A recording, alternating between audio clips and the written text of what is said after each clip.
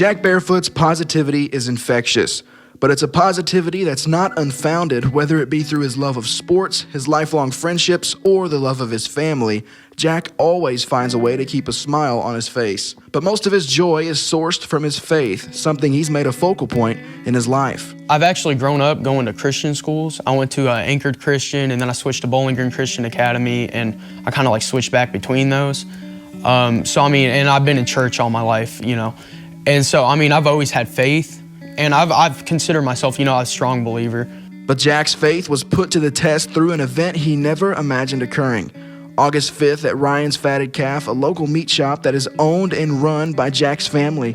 Jack was finishing a customer's order and was filling the meat grinder with beef when his fingers were then caught in the machine's grasp. Jack soon discovered his life had changed forever.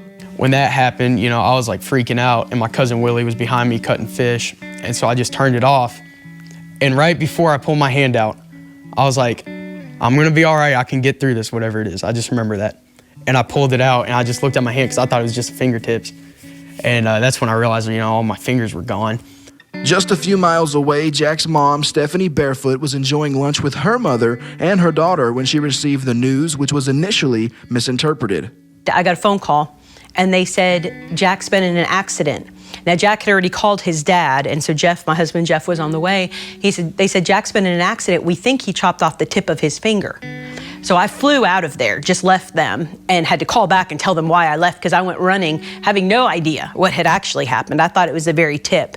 So then I got in the car, and they called me back and said, Stephanie, it was all 4 fingers. And I said, he cut off the tips of all 4 fingers? And they were like, no. And I said, what do you mean?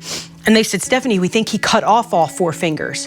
And upon arriving at the medical center in Bowling Green, doctors knew Jack's injuries were best suited for the Jewish Hospital Hand Care Center in Louisville, where he could be surrounded by experts specializing in situations similar to Jack's. Despite the medical personnel's best efforts, only Jack's thumb could remain on his right hand. We sat there and we talked, and I said, Jack, I said, it's going to take some time to get back to a new normal. I said, and your normal is going to be different.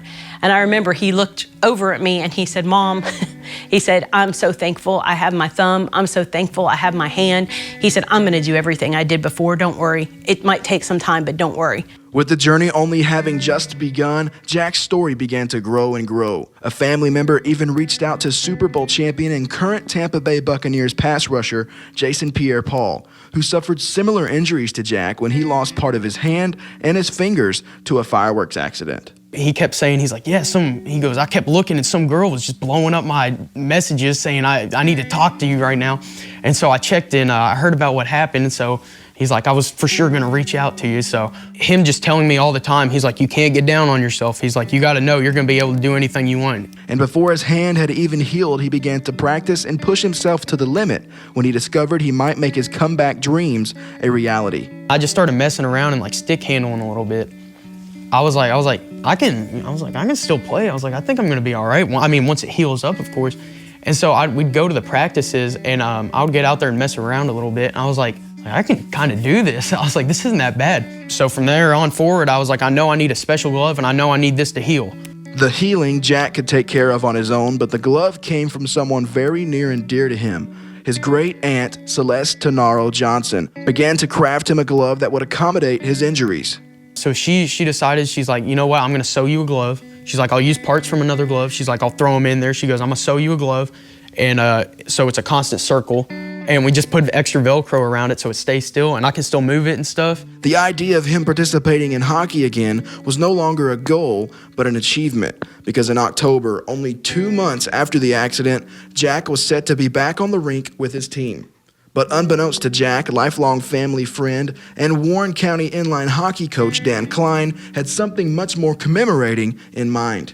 We came out that night, and as we were doing warm-ups, and he got suited up, and I asked him how he was feeling, and I feel great, coach. And so he went to get some equipment, maybe his glove or whatever, and we brought the other kids together. We said, hey, when we drop the puck, we're going to give him the stick tap.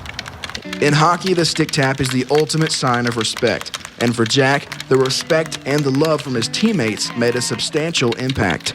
So when they started clapping and stuff, it overwhelmed me with joy.